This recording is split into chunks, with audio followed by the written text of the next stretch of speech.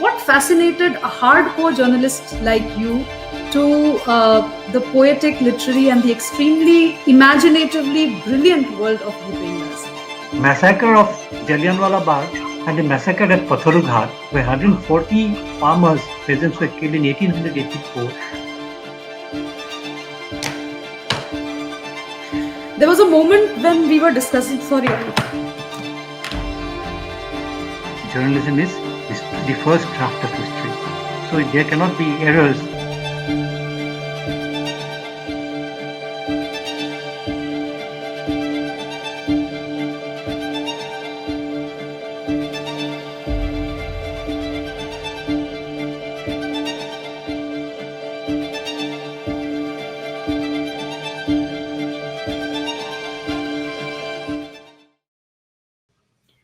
Hello and welcome to this episode of The Churn. I hope you are enjoying our sessions. I also hope that you have subscribed to our YouTube channel and hope that you have spread a word of appreciation around this initiative in your immediate family and friend circle. We are totally dependent on subscribers like you who have been following us, have been guiding us, and have been telling us with respect to the type of content you want to see and the type of content you want us to improve upon. Carrying forward the last conversation that we had with two young, aspirational, and inspirational journalists of our times, this week also we bring to you a journalist. He has reported from the Northeast Indian region for almost 4 decades now, has worked with the Indian Express for 28 years, and is known as the walking encyclopedia on the Northeast Indian region. We welcome to the Churn Samudra Gupta Kashyap, also an author of multiple books around Assam and the issues that concerns the region. So Samudrada, there has been an oft-quoted complaint by people from the Northeast Indian region, and often people who think about the Northeast, even beyond the region, that the national mainstream media, whatever they mean by that, has not covered the region in its full entirety and has not done justice to the coverage. How do you respond to this charge? This charge has been there for a long time. But what I also feel is that, as you have said, that how do you define the national media, quote unquote, or the mainstream media? Again, you have a print on one side, then you have the television, now you have the digital portals and so on, and other platforms. Very difficult, first of all, to define what exactly is the media, national or mainstream. A. B. It is equally difficult to define what is Northeast. Okay, because Northeast, all the things that you look at is not Northeast. It states together the geopolitics here, the development and underdevelopment and the backwardness, and these are and the ethnicity. These are largely Northeast. We can put it as Northeast. But when you talk about cinema, for instance, so Assamese cinema of Assam is Assamese cinema, Manipuri cinema is Manipuri cinema, Khasi cinema of Meghalaya is Khasi, Mizo cinema is Mizo. They are not Northeast. They have individual identities. Now, when it comes to coverage, I look at it from different angles. One, how many of our editors, the honorable editors, the respective editors sitting in Delhi or Mumbai, have been to the 7-8 states of the Northeast?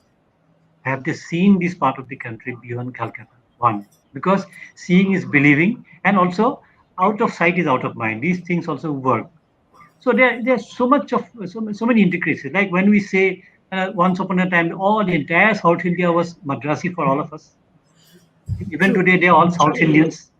Very difficult to differentiate for a non-South Indian who is a Kannadiga, who is a Tamil, who is a Telugu, who is a Malayali. Okay, it's like that. Similarly, there are small nuances here. On the other side, the person who is reporting from the Northeast, from Guwahati, from Imphal, from Aizawl, from Itanagar, he or she has to also understand the Northeast and has to place the story which will be understood, accepted, and is at par with the other stories coming from other parts of the country or the world. A small story, something happening here which is not pure, which is not unusual, will not sell. You have to, I as a reporter, has to sell my story to my editor, who will pick up the story, which will be competing with the stories coming from other parts of the country. You cannot have a quota like the government of India has, Northeast special category, so we give 10%. So media cannot give Indian Express or Times of India or Hindu or NDTV, they cannot give dedicated 10% of the space because it's not government. But how do I put my story out? How do I put my story out so that the All India audience, the All India readership also accepts my story or likes my story, reads my story, and develops an interest to read the story beyond the headline. So all these things are there. This same kind of story appearing every time will be mundane, will be very what do I say, routine. Like long ago during the Punjab violence, I still remember this cartoon by R.K. Lakshman, where the old man was asking, this newspaper looks stale because it is 8 killed in Punjab. Yesterday also it was 8 killed in Punjab. Day before also it was 8 killed in Punjab. July also it was 8 killed in Punjab. September also it was 8 killed in Punjab. So it doesn't look new. News has to be new. So many new things put together is news. Sometimes the teachers tell us in the institute. So all these things come into account. But when the again, I have also have a point to make as far as the people who raise this concern or raise this complaint or allegation are concerned. Because what I find is that not all people who raise this issue read or watch all the mainstream or national or all India media. If you look at the sale of nowadays, of course, people may be watching it online, but when there were only hard copies of newspapers coming, I know I worked with the Indian Express. I know how many thousand copies sold here, and I knew how many copies of Express, Hindu, Hindustan Time, HT, FE, or ET sell or used to sell in the Dibrugarh University campus, in the Northeastern Hill University campus, in the intellectual hubs, and the complaints generally come from there. Finally, there is no any empirical study which says that this much of space Odisha gets, this much Southern India gets, but Northeast gets only 1%, 2%. That kind of a study has not been done so far. So these are the broadly the ideas that I have or the things that I thought I'd tell you. Right. Right. Tata, you've not only been a journalist, but you've also been an author and you've written prolifically on a wide range of subjects. Now, this question comes from our, impression of you as a journalist, who, even during the peak of insurgency, if I were to look at your body of work, which I have been doing for the past few days, um, how did you manage to bring such interesting, positive stories from the region when the entire coverage of the Northeast, by and large, was seeped in news of violence? Yours, perhaps, was the only exception in those troubled times. What prompted you to do this? See, I'm a student of development journalism. Yes. I belong to the old school of journalism, which was taught in the Indian Institute of Mass Communication, when our director was Dr. Y.V. Lakshmana Rao, who was part of this whole Colombo plan, where India had hit back at the big five, hit back at the media imperialism, which was at that time practiced or dominated by the Western powers, the five big agencies, BBC, Voice of America, Reuters, AP, and AFP. These are the big five agencies which used to dominate and dictate what would come out from the developing countries. So India for long was shown only as a country of death, disaster, pestilence, magic, black magic, snake charmers, uh, and all those things. But post-Colombo plan, with the establishment of the Indian Institute of Mass Communication, with the coming of development journalism through UNESCO and under the leadership of Wilbur Schramm, with whom Dr. Y.B. Lakshmana Rao, our director at the time in the Indian Institute of Mass Communication worked, we were raised in that manner in IIMC where development, media as a tool for development, that was what was taught to us. So we looked at it in that way. And so whenever I was there reporting for a story, looking for a story, I always looked at the development angles. Which are the development angles? Where is the woman there? Where is the child there? Where is the sick there? Where is the elderly person there? Where is the pregnant woman there? Where is the girl child there? Where is the boy there? Where is the person in difficulty there? Is there a bridge? Is there drinking water? Is there a hospital nearby? What about the school? All those things I put into my head. These are all these constantly work. I don't look for it, but it comes automatically because I've been trained that way. I studied, I was student of development journalism, so I look at it that way. So when I look at a story in Nagaland of insurgency, say these many killed and so on and on, I also look at the background of that village from where these boys had come who took up arms. What is the school there?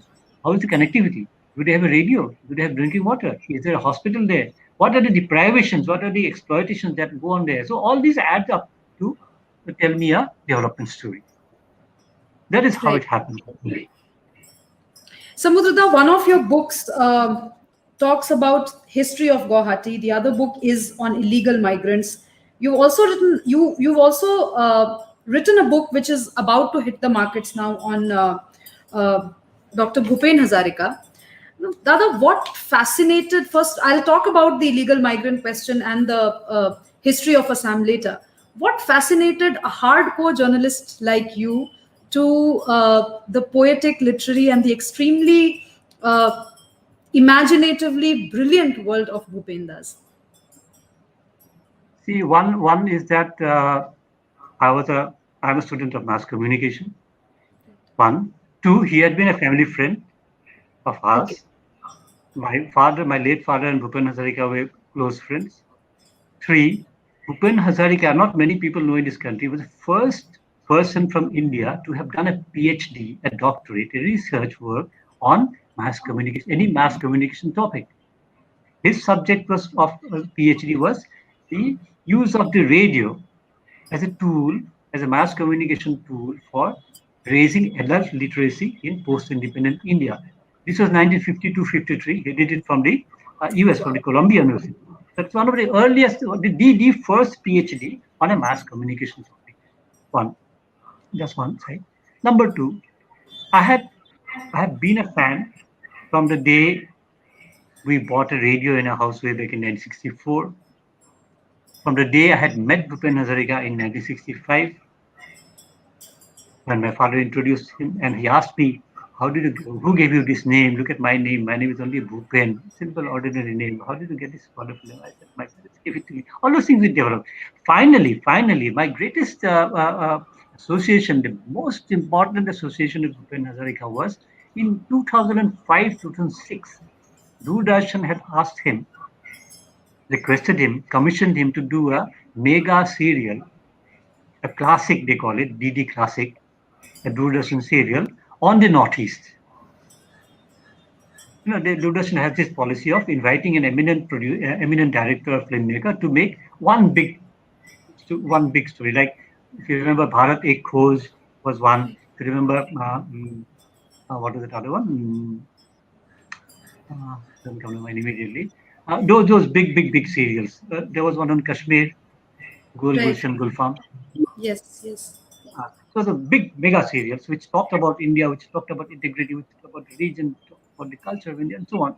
So he was asked to do it. So he immediately called me up because he knew that I am the most extensively traveling person in the Northeast. He said, I want to do something on Northeast. Doordarshan has asked me to do it. Can you come and help me? I said, I'll leave everything aside to do that, to work for you. And we went to Delhi, met the Doordarshan people, looked at their requirements, and it was found out that they wanted something which should be talking about the Northeast as a whole, integrating the Northeast into the Indian mindset. Right. I took a few days. We sat down together. We put on our thinking caps, as they call it. And then both of us, and also Kalpana was there, and Hodda Gogoi, another very close friend, associate of Bhupen Hazarika. Four of us, we sat down together. And at the end of 3 or 4 days, I came up with this idea. In fact, he picked it up, is that we'd look at the Northeast from the point of view of the Brahmaputra.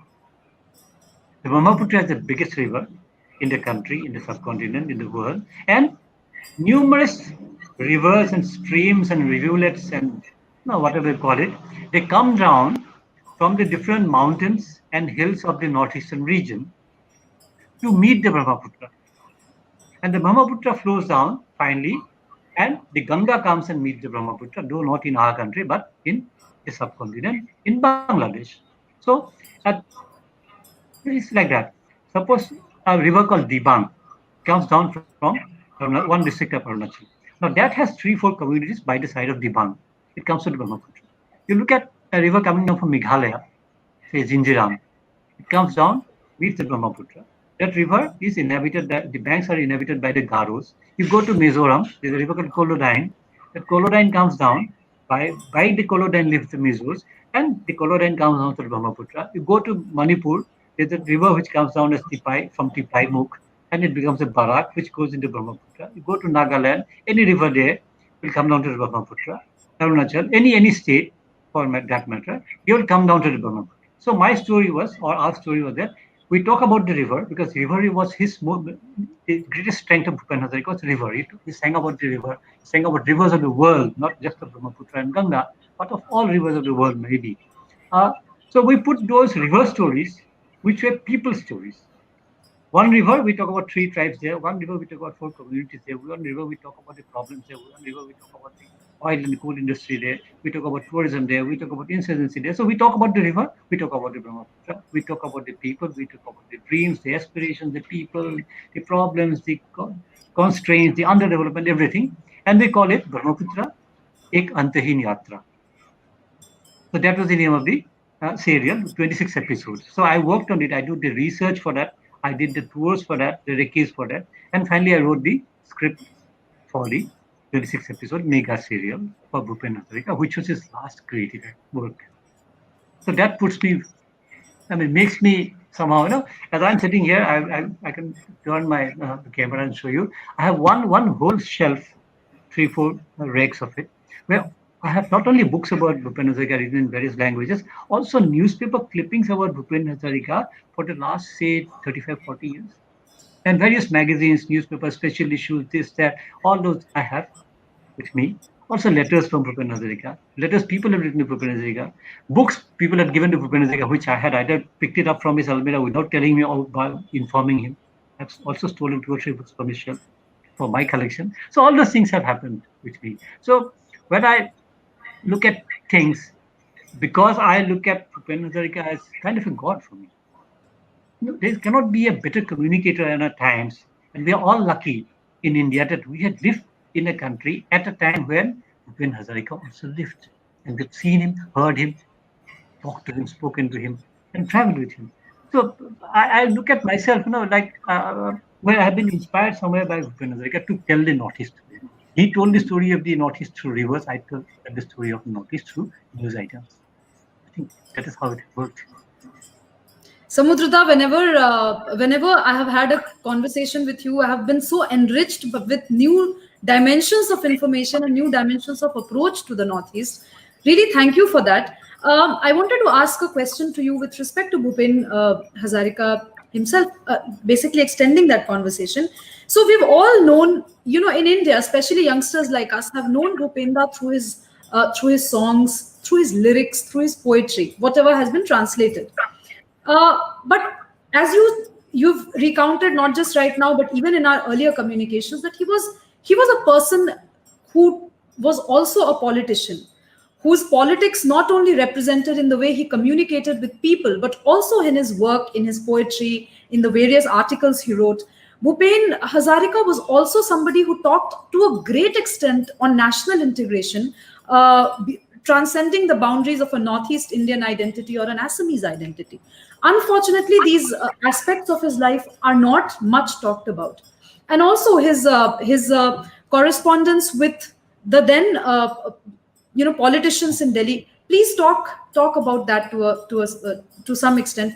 And I know that we all are waiting for that book, and people like us will grab the book the moment it hits the markets. But I'm tempted to ask you this question. Please apprise our viewers with some more information on Bhupen. See, Bhupen Hazarika he grew up amid the freedom movement. Yes. Okay. He was born in 1925 or 26. There's a controversy there, but I'll finally reveal his date of birth. It's not yet been, because he had mentioned in his Assamese autobiography about discrepancies about his date of birth. I found a discrepancy about his year of birth. I have all my documents. Anyway, I don't want to put him in trouble, but that's an aspect. But he grew up as a young boy. He grew up amid the freedom movement, one. Number two, his two gurus, Jyoti Prasad Agarwala, who is the doyen of modern Assamese culture, is an Assamese, who all the music, all the cinema that you talk about today, even the wedding songs that Assamese people sing today, even the devotional songs, all were modernized or brought to the modern perspective by Jyoti Prasad Agarwala, who was a great artist, great singer, great musician, the first Assamese filmmaker. He would have been Jyoti Prasad, who is Bhupen Hazarika's guru, would have been the first Indian filmmaker to make a film in English in 1900. 29 or 30, because he was in London at the time. He had written a script, but his father said, "Come back, my son, we have to run our tea garden." He forgot about making films. But he made the first Assamese film, The Sixth Indian Talkie, in 1936. A. The second guru of Bhupen Hazarika was Vishnu Prasad Radha. Agarwala is revered by the Assamese as Roop Kumar. Roop means beauty, Roop means culture, and Kumar means a prince of beauty. And Vishnu Prasad Radha is revered in Assam as the Kala Guru, the guru of the Kala or the arts. So these two persons had groomed him in such a way, shaped him in such a way that we got a final product called Bhupen Hazarika. At the age of 6 or 7, this young Bhupen Hazarika sang in front of those two great souls in Tejpur. From there, the journey began. At the age of 10 or 11, these two men took him to Calcutta, to Dum Dum, near the airport where it stands today in Calcutta, which had the HMB and the Senola Company's recording studios, and he recorded songs at the age of 10.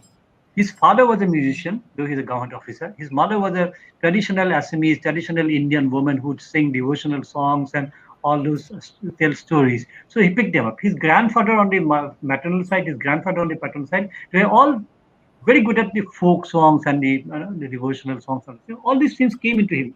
And then he had his two gurus. So much so, in the second Assamese film called Indra Malati, released in 1937, Bhupen Hazarika appears as a small boy of 9 or 10 or 11 years of age. You know what his role was? There's a group of young boys who have returned from Calcutta and Delhi, young Assamese students, and they were having an adda there discussing things. So one small boy enters in the room with a small kameez and a dhoti. And these people ask him, "Who are you?" He said, "I'm so and so." "Where do you come from?" He said, "I come from that village." "What do you do?" He said, "I go from door to door singing." And he said, "Okay, sing us a song." So he sang a song written by Bhupen Hazarika, which is Vishwa Vijayi Naujawan, Vishwa Vijayi Naujawan. Young man, you will be conquering the world. That was the role Bhupen Hazarika played in the second Assamese film in 1937. And the dialogue that was there in his mouth, on his lips, was that I go from door to door and I keep singing songs. I sing songs. That was what, at the age of 10, a film character, which became his life. He sang songs his entire life. And he sang songs about the Indian youth capturing the world. Vishwa Vijayi Naujawan. That is the grooming of Bhupen Hazarika. And that grooming also, because he grew up in the days of the freedom movement, and because his two gurus were in sharp contrast. One is a nationalist with Gandhi, Jyoti Prasad Agarwala. The other was communist, Vishnu Raval. So he got to see both these worlds, the communism there and the Gandhism here. Then when he went to the university at Kashi, in Benares, where the vice chancellor at that time was Dr. Radhakrishnan, and those who taught included Madan Mohan Malavya. And his junior, one of his juniors in the hostel, was a young boy. He would always say, "Oh, that boy." I used to, we did a lot of ragging to him. Chandrasekhar, who became a prime minister later on of India. So that was where he saw the other side of the world, the socialist movement, Jaya Prakash Narayan, Madan Mohan Malavya. Then he saw the Jansangh happening. Then he saw the different gharanas. He picked up music, the classical music, which was not there at that time much available in Assam. All this is put together. And I'll tell you a very interesting story, which has not been written about as yet. Bhupen Hazarika had written a song which was sung by his younger brother in Tejpur at 9 a.m. on the 15th of August,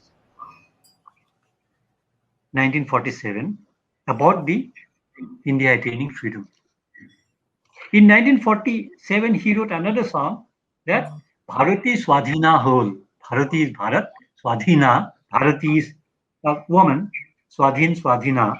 So Bharati Swadhina Hol, that's the song he sang in 1947 when India became independent, which was later on used as a film song in the 1948 film, which he was a music director at the age of 22. Now, these are things that had happened to him. So he had seen politics, he'd grown up amid the freedom struggle, he had seen India emerge, he'd seen Gandhi, he'd seen Nehru, He'd seen Madan Mohan Malaviya. He'd interacted with people who built India, who shaped modern India, and so on. And that shaped in him, or that gave him the political ideas. When he went to the US, that was the time when there were sharp conflicts in the US between the blacks and the whites.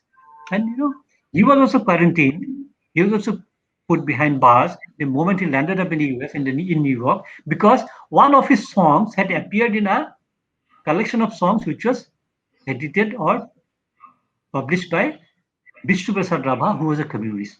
So his song had appeared in a book which was compiled by a communist leader in India, and that's why when he landed up in the US, he was quarantined and he was questioned for his so-called communist connections.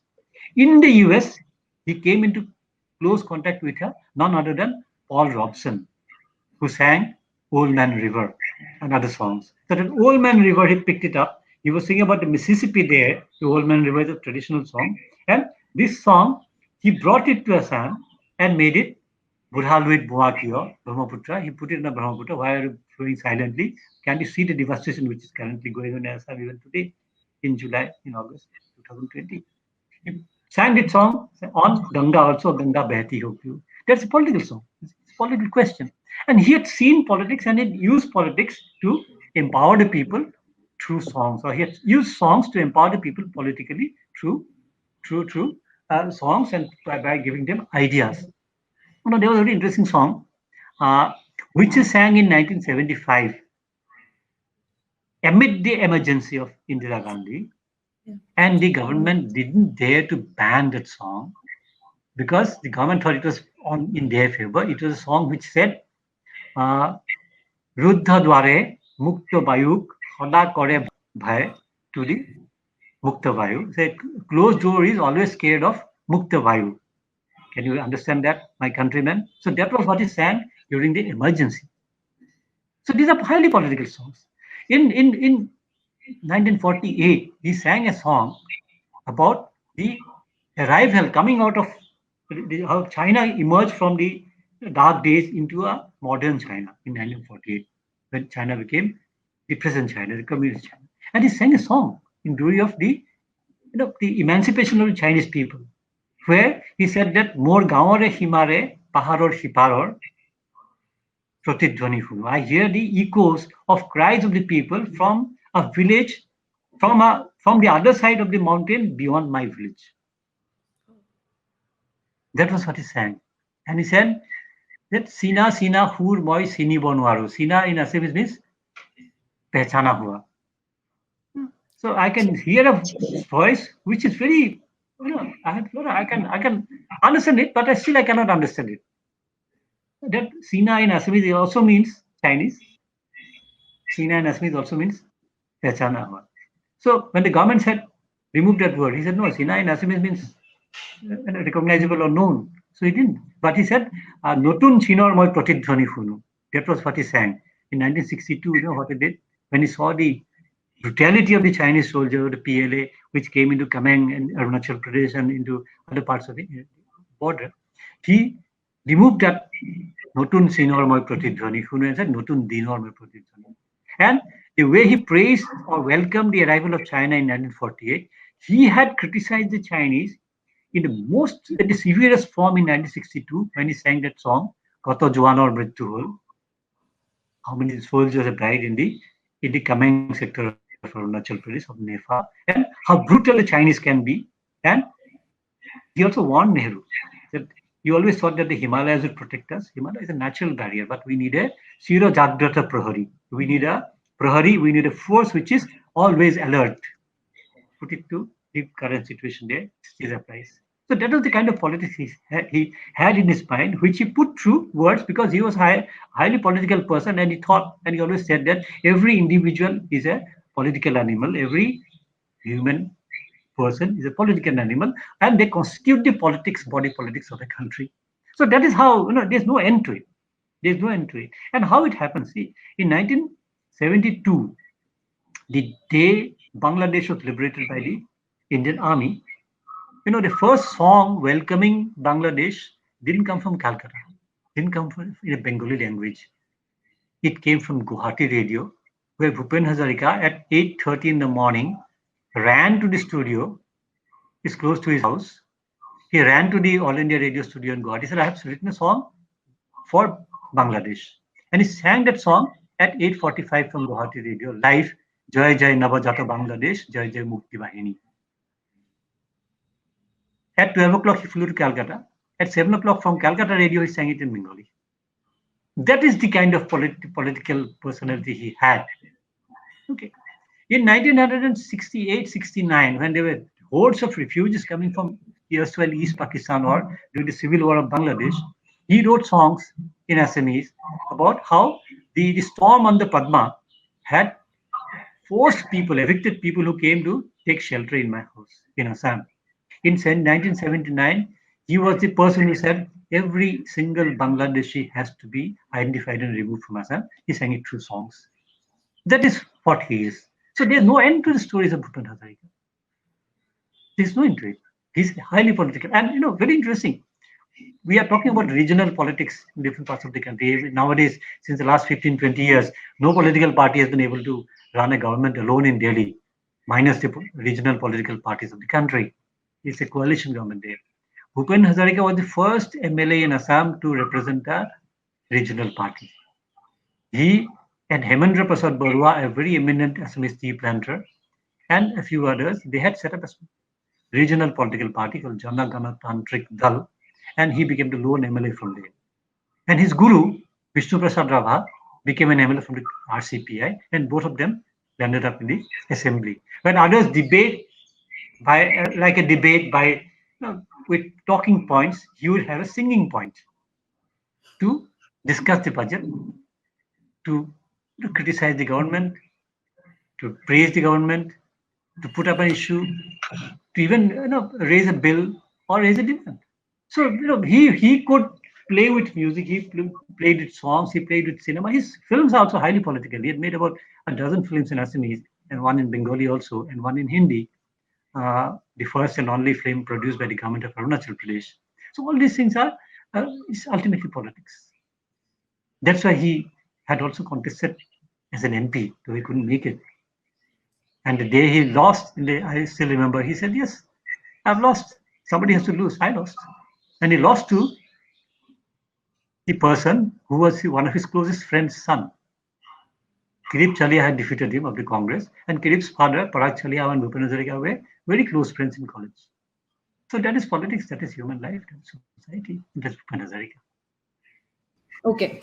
So while you were speaking, there are so many places where I just wanted to pause you and ask you to expand on it, but these are such gems of information, treasure trove of information, and a perspective really on how Assam is not how Assam has been interpreted by us through whatever little information that we got from either media or cinema, art, etc. You talked about the old school of journalism. And before this show, Dada, we had another two journalists that we had on the Churn, Nilesh Misra and Richa Anirudh, who also spoke. Nilesh is also an IIMC, okay. He's also an IIMC alumnus. Yes.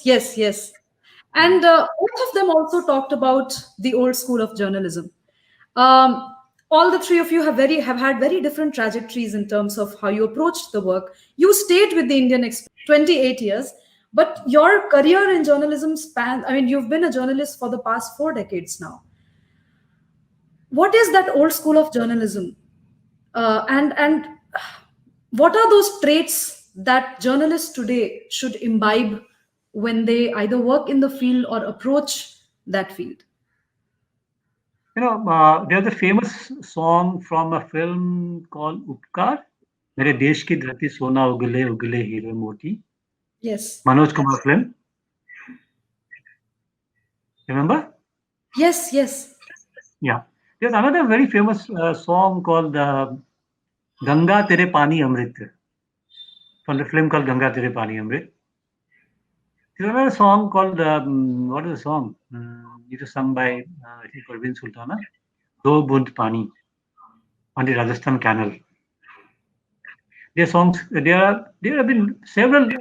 Something very interesting. It happened to India as far as media is concerned. When I talk about media, I don't and journalism, I don't not only talk about newspapers. Okay, I look at media as a whole. Media, which includes newspapers, television, books, songs, music, everything. Now, 1952, we began with a first plan. Second plan, 1957. The first two plans, the first three plans rather, the focus was on green revolution, increasing the output because it just emerged from the Punjab tragedy, from the partition tragedies, from the Bengal famine, and so on. And from Bengal famine to the Bihar famine of 1964-65. We have traveled this 25 years. Focus was on agriculture, focus was on increasing the output of paddy and rice. We had the experience of PL 480 in 1965 when America almost cheated us and saved us also. And remember those great films which talked about increasing agricultural output, using the water coming from the channels, using the water coming from Bhakra Nangal, the railway track, the new fertilizers coming out from Sindri and Baroni and Nayanangal and Trombay and Namrup fertilizer plants. All those became cinema, became super hit commercial films. Pandit Nehru had not summoned the filmmakers from Mumbai to Delhi and said, we are embarking upon a huge plan of development, agricultural development. You should make films on agriculture. Did he say that? No. The urge came from within for filmmakers to inspire the Indian farmer to increase his farm output. And that was the market. The TRP of an Indian cinema was the farmer with his aspirations. And that's why we had films which talk about the Sona Ugule and the Hira Moti Ugule from our Jameen. That was talking about the Ganga Tere Pani Amrit, about and all those things were happening. Simultaneously, look at the white revolution, milk. When India was embarking upon that, increasing the output of milk, what was the film we had? Manthan. Manthan was not produced by the government of India. It's not a government plan. It's not a government program. It is a super hit film. It's made by a single rupee was donated by or contributed by every single farmer of Gujarat cooperative for Anand Milk Union Limited. That is development. That is media. That is the story. So the story that a communicator, a journalist, a filmmaker, a musician, a dramatist, a poster designer, a lyricist has to look for is the story of the aspiration of the average Indian. The aspiration of the average Indian even today is what? Safe drinking water, less expenditure in health so that I can save for my son's marriage and daughter's education, putting it the reverse way, and so on. I have a house. You know what people do? We are all in this amid the pandemic, amid the lockdown. We are talking about migrant laborers. I'll just give an example for migrant laborers. Assam has about 18 lakh migrant laborers working outside. These people send back home 2,000 rupees to 4,000 rupees on an average every month to their poor parents. You know what they do with that money? They spend some money and use the remaining part of the money to install a hand pump for good water, to construct a toilet if the government program doesn't reach them, to make pakka the floor of the kitchen so that the mother at home doesn't have to walk barefoot on a kacha floor. Buy her a gas stove. Now, of course, it has become a reality. Buy a steel almirah so that you can keep your clothes safely, you can keep your land documents safely, you can keep your sisters and fathers and brothers' school certificate and their health card safely. That is development. Development is not, ordering pizza online and enjoying it. That's not development. Development is still roti, kapra, and makan. So the story sells more when it is a roti, kapra, makan story. The story of roti, kapra, makan gets related to Kaziranga also. Because only when there is wildlife, only when there is ecological balance, only when the forests are protected, the animals will be protected. Only when the animals are protected, thousands of people will come to Kaziranga, and the state of Assam would benefit from the revenue generated from tourism. Have I related it to development? So everything goes back to development. That is the old school. And that old school is a new school also, because finally, if you see at the end of the day, which are the stories, which are the channels, which are the portals, which are the newspapers which are selling and which are being discussed finally. Not the momentary discussion which shoots up like this. Somebody commits suicide there, somebody sneezes in a hospital ward. That is not the story. That's the momentary story. That's the long-lasting stories about drinking water, about health, about the child, about the girl child, about the pregnant woman, about the IMR, about the MMR, about the road, about the school. So it is old school. That school remains intact. It gives a lot of hope. Dada, this statement gives a lot of hope to aspirational journalists, and I'm sure there are so many people in Assam also. So many youngsters who've started their own portals, digital or video blogging, etc., who are talking about it. And this statement that the old school of journalism, which is focused on development, is still intact. I'm sure it's going to give a lot of hope to the young guns out there.